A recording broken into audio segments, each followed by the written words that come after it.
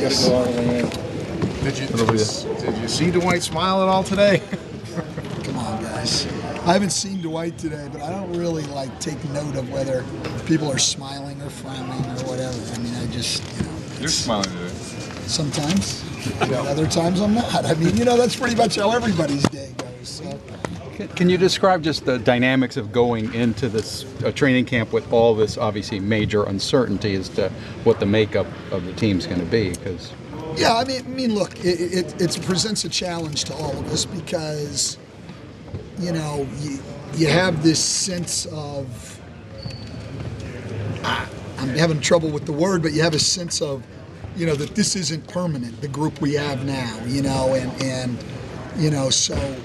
You don't know if this is the group you're going to have going forward or not. I think the players feel it a little bit, wondering what's going to happen and when.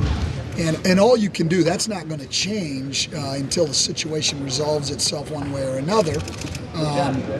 So it's not going to go away. You have to handle it as professionally as you can and come out on the court and perform. And these guys are paid good money to do that. So are we as coaches.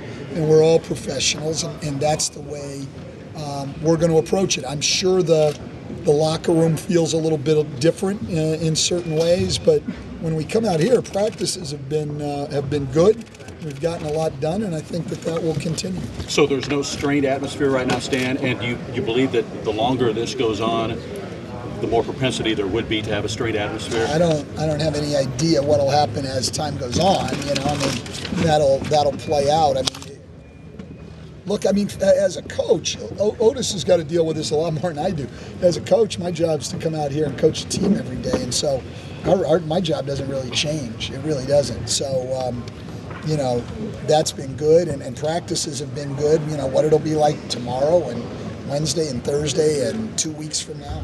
I don't know, but you never know because there's all kinds of things that, can be distractions in this league. There are always distractions, and there's always somebody who's a little bit unhappy for different reasons. So this is nothing new. It'll be, with every NBA team this year, I guarantee you, nobody's got a team on the floor where all 12 or 13 guys are happy all the time, and there's no distractions. There's always some distraction. And ours might just be a little bit bigger than some, but we'll deal with it. And I think we've got great guys of high character, including Dwight, who will deal with it very well. Coach, when Dwight said that he wanted to be traded, did you consider that an indictment in any way of any of these, yourself, the organization, or the city? No. Stan, with all the discourse of this summer with the lockout and stuff, just the best way for the NBA to come back, though, not just saying stuff's going on here, but the veto and trades around the league and stuff, it's the best way for the NBA to kind of be back for the fans? Yes and no. I think, certainly not the way we wanted the NBA to come back, and I think the NBA, I can't speak for them, but I would think that they would want, in some ways, things to be a little bit more positive than they've been. But at the same time, the Chris Paul, Dwight Howard situations have created a tremendous amount of interest to the point that I don't hear any mention of the lockout or anything else anymore. It's just those two situations. The NBA has really gone to the top of the sports news in the last few days in the middle of an NFL season and everything else. So the NBA is probably getting more attention right now than they normally would at this point in December. So I would say that there's some positive to it for them also. There's not a lot of positive to it for us, but for the NBA in general, I think there's some positive to it for them. Stan, how do you feel about the small to mid-major markets losing their stores? What's your stance on that? I don't know that I have a stance because it really is not anything open for opinion. It happens. Wasn't it supposed to be fixed then? Well, they certainly talked about that, and there's certainly, I'm just reading the same paper as you are, that, there's certainly some small market owners who thought it was supposed to be fixed. But we don't really, and I can speak for Otis on this, he doesn't worry about that stuff. He just waits for the rules to come down, and you deal with the rules as they are. The only thing we're focused on is trying to do what's best for the Orlando Magic, both in deals and on the court and everything else. And we're not sitting around crying or complaining about what the rules are. We operate under the rules as they are, and we're going to do the best job we can. That's it. So, I don't really worry too much about what the system is because I don't have any control over that. Coach, what about the Orlando Magic fans? Understandably, they may be feeling some frustration. The season starting late, talk that they may lose their star player. How do you keep them engaged and enthused? What do you want to say to the fans? Well, I mean, the only thing we can do is just go out and put the best product we can on the floor, and we're going to work as hard as we ever have. And I'm talking we, Otis, the coaching staff, our players, going to work as hard as we possibly can to put a great product out on the floor. That's really our role in this at this point. Stan, what can you say about the new faces right now on the Magic roster? We have Pruitt, Hughes, possibly Glenn Davis, or officially now. What can you say? I can't talk about that one. At least they haven't told me I can. So, look, Larry Hughes and Gabe Pruitt are two guys with NBA experience who've come in and proven that they're very smart guys, know what it's like to play in this league, and they've gotten off to a good start over 3 days of training camp. The two rookies, I mean, they're adjusting, to life in the NBA, and things moving fast and everything else, but I think they've done a great job. I mean, I think that they're smart guys, they're hardworking guys, and, they're doing a good job. It's awfully early to start really judging people, particularly new people, because right now, I mean, we haven't done a lot of 5-on-5 play. We'll do more in the coming few days.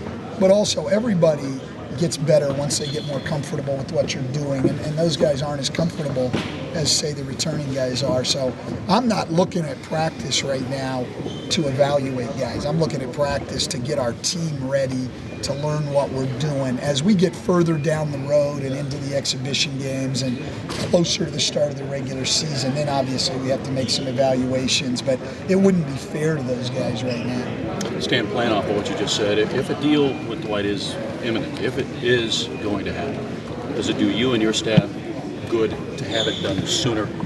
Because you need to know what kind of hand you're being dealt. You know what, it's just, there's all kinds of considerations, but you have to have what is best for the Orlando Magic organization. So, of course, having the situation resolved one way or another would be better than having it linger for a long time. But that's balanced by the fact that this is a decision that's going to affect you long term. So you have to work to get the best deal you can possibly get. And that may take a lot of time, and it may never happen. I mean, that's the one thing people have got to understand, I think, when you do these deals. If you put all the options on the board, it's very possible sometimes that the best option is to do nothing and write it out. So, there's a lot of people out there that, would love to give you basically nothing for the best center in the league, and Otis is looking for the best deal, and however long that takes, it takes. And, like I said, from a coaching standpoint, it really doesn't change anything. You coach the team you have on that day, and we'll continue to build around Dwight as we go through training camp. And then if something changes, like last year we made trades, then you make changes. I mean, until then, though, you can't change now. And he's still here. You say that sometimes the best option is not to do anything. Is that an option that you haven't taken a few times in the last few years? Or is it maybe over? Well, no, I think too many moves? No, again, I mean, I think that the one thing since I've been here, at least, I can't speak before that, but since I've been here, our management, Otis, the owners, have been very aggressive in trying to do everything they could to make this team better. And, I like that, and I think the fans of Orlando should like that. Now, what fans want you to do, and I understand that, is they want you to make moves to continue to better your team, and they want every move to work out perfectly.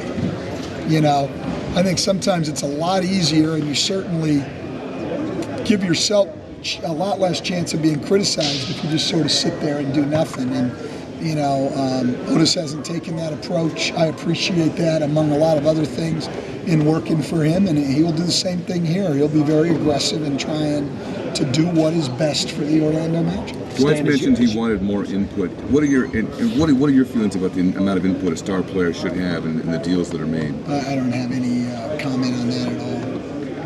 Has your relationship with Dwight been strained at all these couple of weeks since the lockout is over? I wouldn't say that, no. I mean, coaching him on the floor, he's been fine in practice.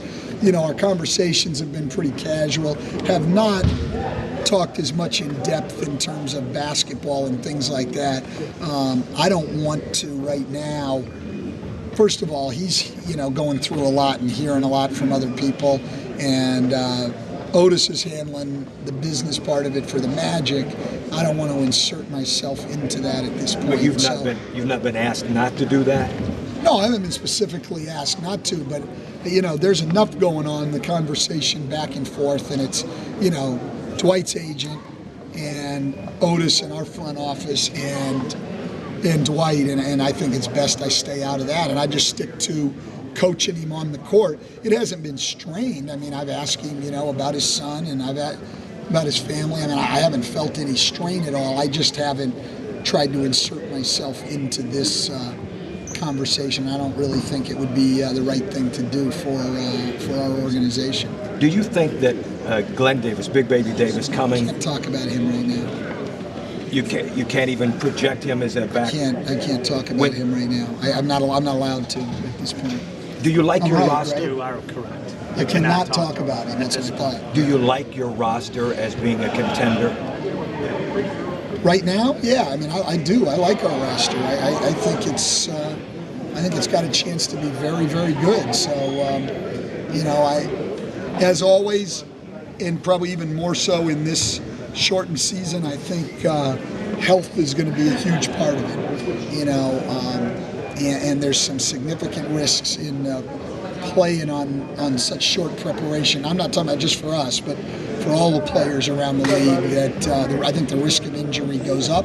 I think that'll be borne out by what happened the last time, and so I think if you can stay healthy, and some of that may be how you manage your team, and a good part of that, as always, is luck.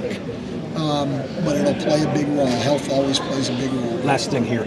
Do you think of Daniel Wharton and some of the first-year additions, whether they're rookies or veterans, that you're going to look for right now major contributions from any of those guys? I would say, the three rookies, if you're counting Daniel as a rookie with DeAndre Liggins and Justin Harper, I think just because of who we have and the fact that they don't have much experience, and then add that to the fact that we've got such a short training camp, I would think it would be hard for them to gain, major minutes, but that doesn't mean they couldn't find a role somewhere down the road in the season. Larry Hughes and Gabe Pruitt, if they are able to make the team, they both got some NBA experience, and possibly. And then anytime you have a roster, everybody's about one injury away from being able to play. So you want everybody ready to go. Right now, all I know is all of those guys are working hard and performing well.